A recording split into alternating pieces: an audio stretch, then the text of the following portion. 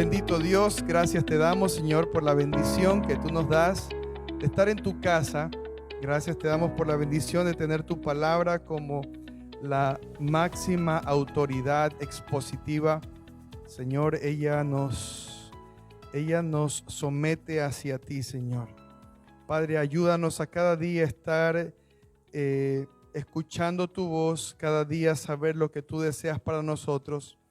Y Señor, yo te ruego que si hay alguna cosa en nuestro corazón, si te hemos traído alguna carga en nuestro corazón, si hay algún pecado, Señor, que todavía no hemos podido, Señor, soltar de nuestra vida, te ruego, Dios, que por medio de este tiempo de tu palabra, por medio de esta carta, de este capítulo que vamos a observar y vamos a leer y vamos a meditar, podamos nosotros, Señor, ser santificados.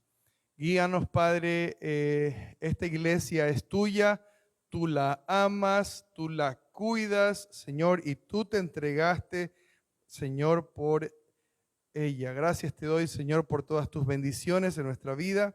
Gracias te doy, Señor, por todo lo que nos has dado en Cristo. Amén. De acuerdo con lo que vamos a aprender el día de hoy, en el capítulo 7, es decir, basados en esa base, en esa premisa, hay dos cosas en esta vida. Considero que hay dos cosas en esta vida que sin la ayuda de Dios al ser humano se le harían imposibles obedecer. Hay dos cosas en esta vida que sin la ayuda de Dios al ser humano se le haría difícil de obedecer y de aplicar. Vamos a ir a 1 Corintios capítulo 6. Perdón, dije el capítulo 7, es el capítulo 6. Y la primera cosa es solucionar los conflictos. Una de las enseñanzas principales de este capítulo 6 es que los creyentes deben aprender a solucionar los conflictos que existen entre ellos. Y a veces hay conflictos tan severos y tan graves que pasan de ser simplemente un pequeño resentimiento a ser ya problemas de tipo legal. Es decir, puede ser que en algún momento entre los creyentes haya habido algún tipo de trato, algún tipo de acuerdo y uno de ellos quizá no pudo cumplir el acuerdo o quizá uno de ellos intencionalmente quiso obrar de una manera inadecuada, de tal forma de que esto perjudica al otro creyente. Y esto hace que empiece a haber allí litigios, conflictos, riñas y pleitos que se hace difícil entre ellos, no lo pueden solucionar, de tal forma que los creyentes se sienten ahora tentados de acudir a los tribunales. Es decir, bueno, en todo caso, ¿sabe qué? Hermano Juanito, no vamos a seguir peleando, nos vamos entonces a los tribunales y vamos a dejar que un juez sea el que juzgue entre nosotros. Es muy común ver entre la gente que tiene estas riñas y estas peleas, que antes de llevar su caso a los jueces, después de maltratos o quizá insultos, ya tomaron la decisión de no dar su brazo a torcer. ¿Cuántas veces hemos visto eso? Es decir, creyentes que ya en su corazón proponen no dar su brazo a torcer, simplemente porque ellos dicen, no queremos o no quiero quedar como más débil, porque yo sé que si doy mi brazo a torcer ante mi esposo, yo voy a ser la que quede como la débil, como la tonta, o el esposo igualmente. Yo no voy a dar mi brazo a torcer ante mi esposa porque después ella va a ver que yo soy débil, soy un hombre de carácter débil, que yo soy tonto y me dejo mangonear y mis amigos me van a llamar zanahoria. ¿Sabía usted que mientras 10 personas van al registro civil para casarse en un día, el mismo día que 10 personas van para casarse, el mismo día van 4 personas para divorciarse. ¿Sabía usted eso?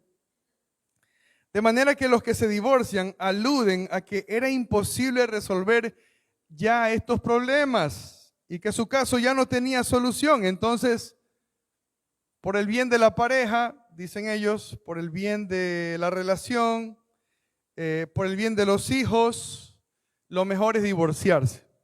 Y ya proponen en su corazón simplemente que así se va a hacer y no hay marcha atrás. Estas cosas muchas veces las vemos entre esposos y familias de la misma iglesia.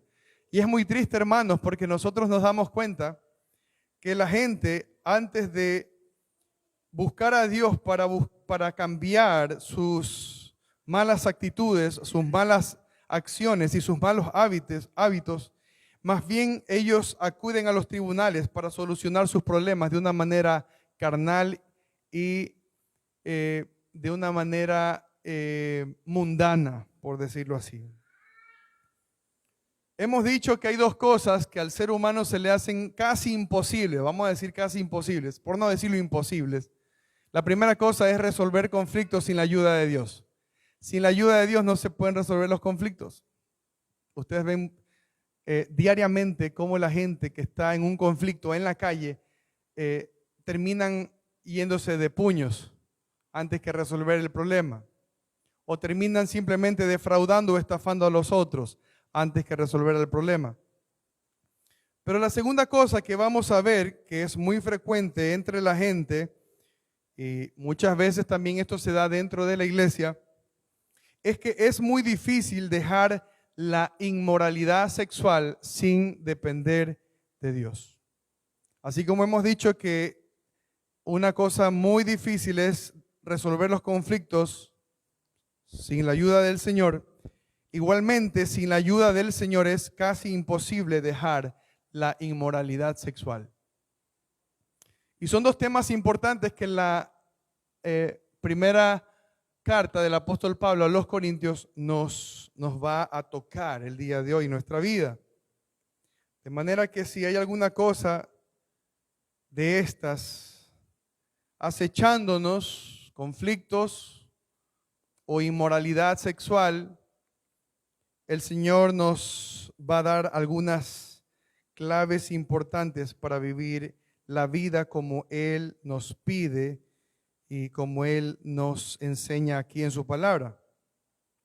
Tal como lo vamos a ver, la iglesia de Corinto estaba atraída por estas prácticas, tanto así que muchos de ellos estaban usando su cuerpo a su antojo, con la excusa de que el cuerpo era suyo y que ellos podían hacer con su cuerpo lo que ellos querían. No sé si usted ha escuchado esta frase muy común, ¿no?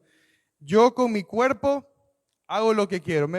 Si yo quiero me hago un tatuaje, si yo quiero aborto, si yo quiero me pongo unos cachos aquí, si yo quiero me pongo los piercings que me gusten.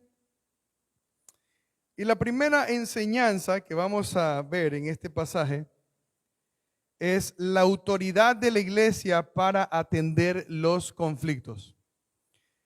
Esta primera carta, queridos hermanos, nos enseña que Dios le ha dado a la iglesia autoridad para recibir a aquellos que tienen un conflicto, no pequeño, grande, y que puede ser la mediadora para que estos conflictos puedan resolverse. Entonces, ¿quiénes deben atender los casos de conflicto entre los creyentes? Vamos a leer este capítulo 6. Veamos el versículo 7. Veamos el versículo 1 y luego leamos el versículo 7. Dice, ¿osa alguno de vosotros, cuando tiene algo contra otro, ir a juicio delante de los injustos y no delante de quiénes? de los santos. Miren ustedes, el apóstol Pablo de entrada les hace un llamado y les dice, si ustedes tienen algún conflicto, ¿se atreven ustedes a considerar más importante a los jueces de esta tierra, a los que ni siquiera conocen a Dios, para atender y tratar de solucionar conflictos dentro de la casa de Dios? Ustedes se atreven a buscar mayor sabiduría en aquellos que están afuera y que no son de la iglesia y que no son redimidos por el Señor, antes que buscar dentro de la iglesia gente sabia que conozca la palabra de Dios para solucionar y atender sus problemas? Miren lo que dice el versículo 7. Así que, por cierto, es ya una falta en vosotros que tengáis pleitos. O sea, de hecho, ustedes no deberían andar de esta manera, buscando problemas, defraudando a los demás, armando pleito. Eso ya es algo vergonzoso, ya es una derrota para ustedes. Dice, ¿por qué no sufrís más bien el agravio? ¿Por qué no sufrís más bien el ser defraudado? Una de las cosas más comunes que sucedía en esta ciudad, ya hemos visto algunos datos contextuales de esta ciudad, que aparte de la inmoralidad, los griegos en Corinto, les encantaba asistir a los tribunales. Era básicamente como su centro de entretenimiento, ¿no? Entonces, primero ellos iban a los tribunales porque en los tribunales ellos se enteraban de los problemas de la gente. Usted se ha dado cuenta que hay mucha gente curiosa, hay mucha gente que le gusta andarse entremetiendo en lo ajeno, le gusta dar sabiendo todo. Y ellos eran uno de esos. Les gustaba saber qué es lo que le pasaba a la gente. Era una forma de distraerse, de divertirse. Pero adicionalmente, otra cosa importante que ellos buscaban cuando iban a los tribunales era que ellos querían expectar y querían saber cómo uno ganaba el debate al otro. Es decir, ellos querían, era más o menos como una novela, ¿no? Uno dice, bueno, yo quiero saber qué es lo que va a pasar el siguiente capítulo porque se pone más interesante. Para ellos, el sentarse, escuchar y ver cómo el uno era más elocuente, cómo el uno era más sabio, utilizaba mayor retórica o mayor sabiduría o filosofía para ganar sus debates, eso era un deleite para ellos. Es decir, ellos asistían por el puro placer de ver cómo el uno le ganaba al otro y qué argumentos utilizaba. Porque recuerden que en la cultura griega, una de las fascinaciones más grandes que ellos tenían era por la sabiduría, por la filosofía. A ellos les encantaba ver todo esto. Y no solamente esto, sino que si alguien tenía algún problema con otro, rápido le invitaba, ¿sabes qué? Vámonos al tribunal y ahí vas a ver que te demuestro cómo te gano el caso. Entonces, era muy común que ellos constantemente desafíen a otras personas a hacer una especie de debate filosófico o de debate para ganar el caso. Ahora leamos los versículos del 1 al 4. Dice, ¿os alguno de vosotros cuando tiene algo contra otro ir a juicio delante de los injustos y no delante de los santos? ¿O no sabéis que los santos han de juzgar al mundo? Miren. Y si el mundo ha de ser juzgado por vosotros, ¿sois indignos de juzgar cosas muy pequeñas? Es decir, el apóstol Pablo aquí les está diciendo a los creyentes, oigan, ustedes no saben que son ustedes los que por medio de Cristo van a juzgar las cosas más graves e importantes de este mundo y ustedes estas cosas pequeñas ni siquiera eso lo pueden juzgar, ni siquiera tienen la sabiduría necesaria para poder atender estas situaciones. Mire lo que dice, versículo 3, ¿o no sabéis que hemos de juzgar a los ángeles? Miren. El apóstol Pablo les da este dato. ¿O no sabéis que hemos de juzgar a los ángeles? ¿Cómo debemos interpretar esto? Yo creo que no debemos interpretarlo, debemos aceptarlo tal como el apóstol Pablo nos los ha dejado. Si Él dice que hemos de juzgar a los ángeles de una u otra forma, en ese momento lo sabremos cómo será. Cuanto más las cosas de esta vida. Es decir, el apóstol Pablo dice, ustedes tendrán cosas más importantes, más serias, más graves que juzgar, y algo tan sencillo entre ustedes no pueden resolver. ¿Cómo puede ser posible esto? Pero Pablo les dice, lo único que ustedes obtienen comportándose de esa manera no es gloria. Porque ellos pensaban que a través de ganar un debate, ganar un caso, ganar el juicio en el tribunal, iba a traer un prestigio, ¿no? Pero el apóstol Pablo dice, ya es una falta en ustedes, ya es una causa de vergüenza. Estamos fallando, estamos demostrando que somos derrotados cuando nosotros no podemos en la iglesia resolver los conflictos. Ustedes más bien buscan a la gente impía, a la gente que no conoce al Señor, que no cuenta con la sabiduría de Dios. De forma que aquí el apóstol Pablo les advierte que ellos no debían ir a los tribunales a exponer estos casos de falta de madurez espiritual.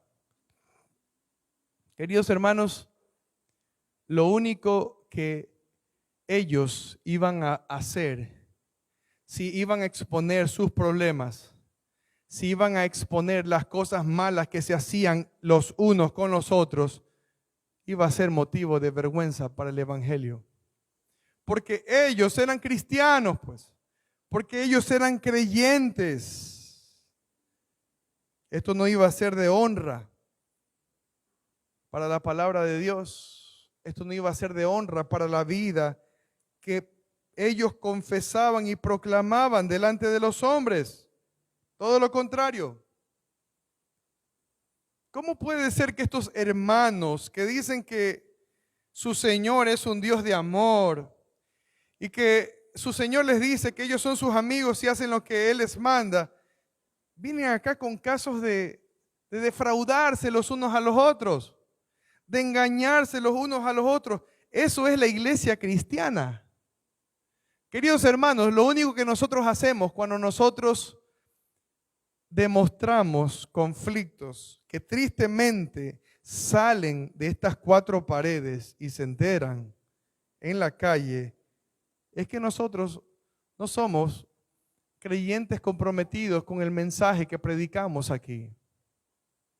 Porque el mensaje que predicamos es el mensaje de Dios, es el mensaje que proviene del corazón de Dios para que su iglesia viva en paz, para que su iglesia viva en santidad. Pero cuando los incrédulos se enteran de que María y Juan están a punto de divorciarse, oye, pero ¿no se casaron ellos por la iglesia cristiana? Y se van a divorciar, ¡qué vergüenza! El apóstol Pablo les dice, hermanos, esto no debe ser así. Para eso ellos tienen a los hermanos en la fe y él alude a que es la iglesia la que va a juzgar las cosas más importantes de este mundo, incluso a los seres espirituales. Y es lo que dice el versículo 5 y 6. Para avergonzarlos lo digo, pues que no hay entre vosotros sabios, ni aun uno que pueda juzgar entre sus hermanos. Es decir, en la iglesia no hay un hombre o una mujer o una persona que conozca las escrituras, que tenga a la mano el conocimiento de Dios, que en su corazón tenga la sabiduría de Dios para darles un buen consejo y esto se acabe de una vez y por todas. ¿No hay en la iglesia esto? Para que estén buscando gente afuera. Ojo, no estamos diciendo que los creyentes no pueden acudir a los tribunales. Lo que estamos diciendo es que cuando hay problemas entre los mismos creyentes, es vergonzoso exponer estos casos delante de los incrédulos. Y la iglesia es la llamada a solucionar estos problemas. Queridos hermanos, entre nosotros debe ser posible la reconciliación. Entre nosotros debe ser posible llegar a acuerdos. Gracias a que en nosotros vive el Espíritu Santo, hemos mencionado que sin la ayuda de Dios, resolver un conflicto sería imposible porque nunca vamos a perdonar. Porque nunca vamos a aceptar nuestros errores a causa de nuestro orgullo, ¿sí o no? En el mundo es así. El que está equivocado sabe que está equivocado, pero se mantiene en su posición porque no quiere dar su brazo a torcer ni tampoco quiere dejar saber que está equivocado a causa de su orgullo. Pero en la iglesia no es así. Es distinto. Miren que aquí el apóstol Pablo, en estos versículos 5 y 6, ni siquiera responsabiliza totalmente a los pastores. No le dice, miren, vaya donde su pastor, vaya donde el obispo, vaya donde el anciano, vaya donde el líder. No. Dice, entre ustedes no hay una persona que conozca la palabra, que sea sabio para poder resolver los conflictos. Claro, el pastor debería ser el primero a quien nosotros podemos acudir para pedir un consejo a causa de que él le enseña la palabra. Pero dentro de la iglesia también hay hermanos que buscan a Dios, que estudian su palabra, que conocen el consejo de Dios y pueden darnos una dirección y un consejo piadoso basado en los estatutos y en los fundamentos de Dios.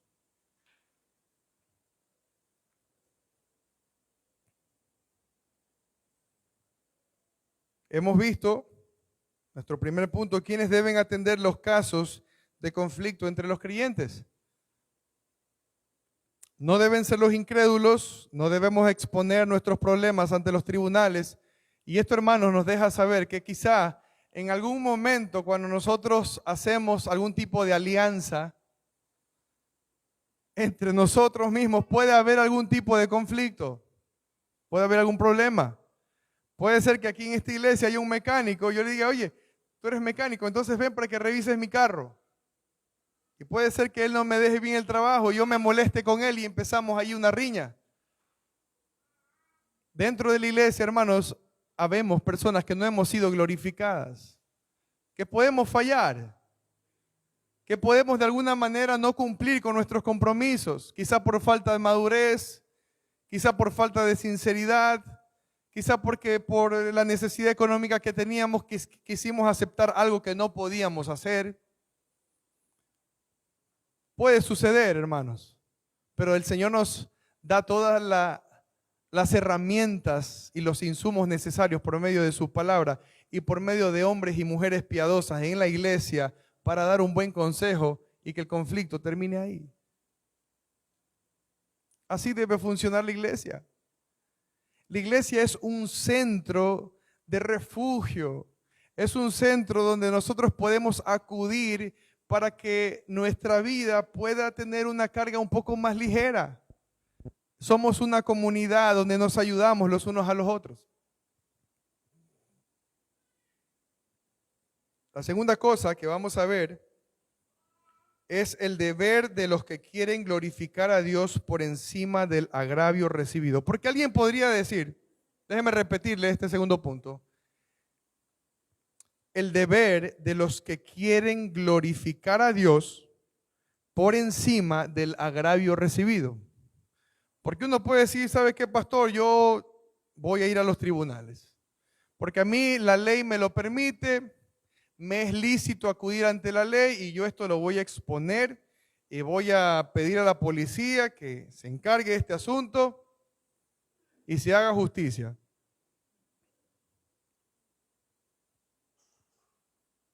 Pero los que quieren glorificar a Dios, los que quieren aceptar lo que dice su palabra, tendrán que hacerlo por encima de lo que han recibido, del agravio que han recibido. Yo escuchaba, y es muy difícil, hermanos, de verdad, por eso comenzamos diciendo que sin la ayuda de Dios, resolver ciertos conflictos, o de manera general, resolver los conflictos, es imposible para la gente. Queridos hermanos, hay muchas cosas que para nosotros podrían ser arregladas de una manera más sabia o más justa, pero cuando nosotros confiamos en la eficacia del consejo de Dios, queridos hermanos, el nombre del Señor siempre será glorificado.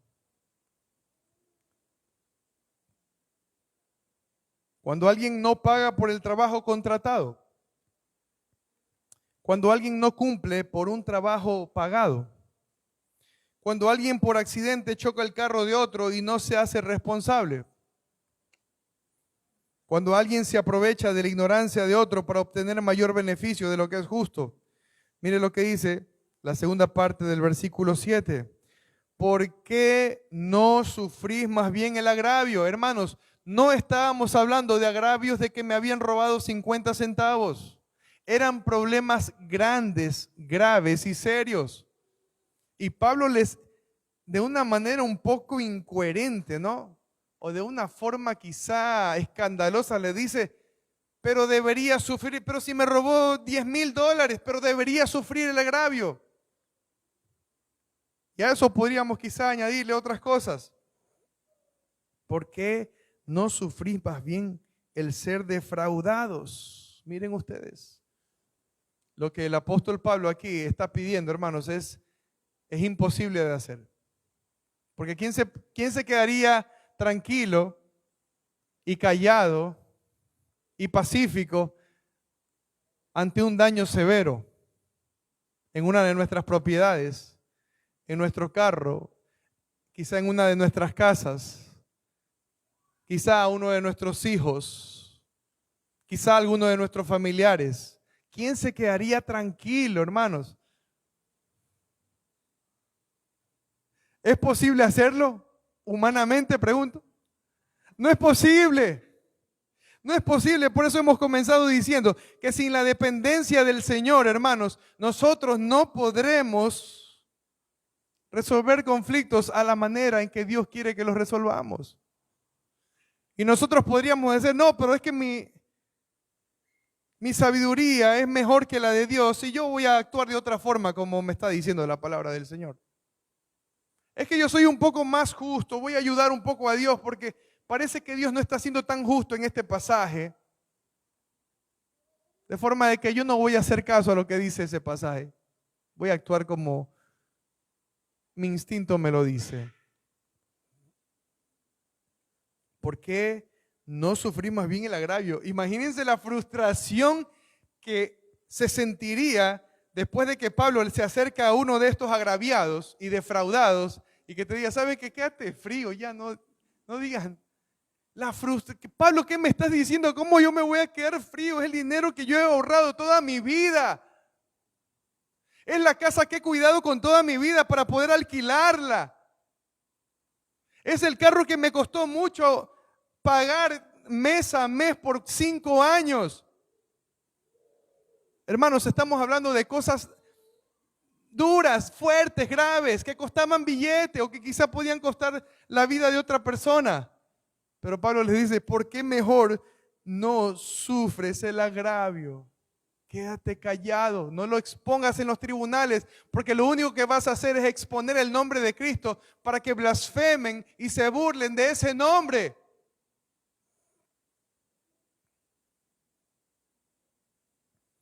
Ellos podrían aludir a tener el derecho de reclamar e insistir hasta que se haga justicia.